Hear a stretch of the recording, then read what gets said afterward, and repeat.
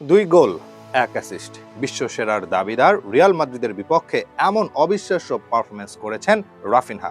Vinicius জুনিয়রকে যেখানে পুরো ম্যাচে খুঁজেই পাওয়া যায়নি, সেখানে রাফিনহা একাই উড়িয়ে দিয়েছেন রিয়ালকে। সুপার কাপ ফাইনালে হয়েছেন ম্যাচ সেরা খেলোয়াড়। এমন দুর্দান্ত পারফরমেন্সের পর ব্রাজিল সমর্থকরাই বলছেন ভিনি কিংবা রদ্রিগো নয়, এই মুহূর্তে ব্রাজিলের বিশ্বসেরা খেলোয়াড় রাফিনহা। চলতি সিজনে রাফিনহা যেভাবে পারফরমেন্স করছেন তার তুলনা করা যাবে মেসি রোনালদোর সাথে। মেসি যেমন অসংখ্য ম্যাচে একাই রিয়াল মাদ্রিদকে উড়িয়ে দিয়েছিলেন, সেই একই কাজ রাফিনহাও করছেন। অন্যদিকে ভিনিসিয়াস জুনিয়র আবারও নিষ্প্রভ।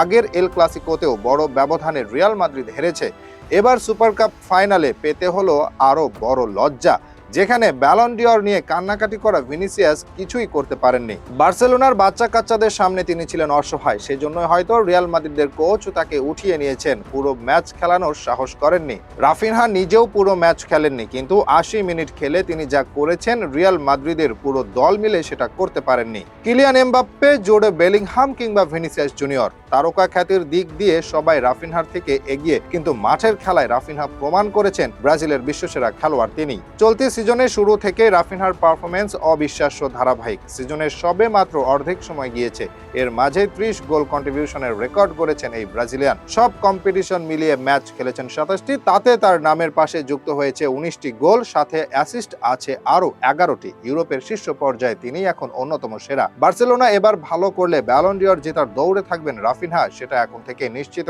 অথচ এই রাফিনহা চলতি সিজনের আগে বার্সেলোনা ছাড়ার কথা ভাবছিলেন। আগে এতটা গুরুত্ব দেওয়া হয়নি তাকে, প্রায় প্রতিটা ম্যাচে অর্ধেক সময় খেলার পর তুলে নেওয়া হতো। আত্মবিশ্বাসের অভাব ছিল রাফিনহার, সেজন্য হয়তো বেশি কিছু করতে পারেননি। এবার নতুন কোচের অধীনে সামনে এসেছে তার আসল রূপ। বার্সেলোনার অদম্য যাত্রায় নেতৃত্ব দিচ্ছেন তিনি। শুধু ক্যারিয়ারে নয়, জীবনের শুরু থেকে এমন সংগ্রাম করে ঘুরে দাঁড়িয়েছেন রাফিনহা। একসময় খাবারের জন্য তাকে রাস্তায় ভিক্ষা করতে হয়েছে, অপরাধের সাথে জড়িয়ে পড়ার হাতছানি ছিল, জীবনের কোনো গন্তব্য ছিল না। এখন সেই রাফিনহা বিশ্বের অন্যতম সেরা খেলোয়াড়। ফুটবলার হিসেবে রাফিনহার উত্থানের শুরু 2016 সালে। সে বছর পর্তুগিজ ক্লাবে ভিটোরিয়া ট্যালেন্ট অনুসন্ধান করছিল। তরুণ রাফিনহার মাঝে ভিন্ন কিছু খুঁজে পায় তারা।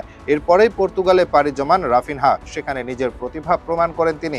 এক মৌসুমে ক্লাবের হয়ে গোল করেন 18টি। এরপর যোগ দেন স্পোর্টিং সিপি ক্লাবে, সেখানেও দুর্দান্ত খেলেন রাফিনহা। পরের বছর ফ্রান্সের রেনে ক্লাব নতুন তারকার খোঁজ করছিল। রাফিনহাকে $21 মিলিয়ন কিনে নেয় তারা, যা ছিল সেই ক্লাবের সর্বোচ্চ দামের রেকর্ড। এরপর আর পিছু ফিরে তাকাতে হয়নি। ফ্রান্সের পর ইংল্যান্ডেও আলো ছড়ান রাফিনহা, এরপর যুক্ত হন স্প্যানিশ জায়ান্ট বার্সেলোনায়। এর মাঝেই ব্রাজিল জাতীয় দলেও ডাক আসে রাফিনহার। এখন প্রতি বছর শত কোটি টাকা আয় করেন রাফিনহা, অথচ একসময় ক্ষুধার যন্ত্রণায় জীবন কাটিয়েছেন, হাত পেতেছেন রাস্তার মানুষের কাছে।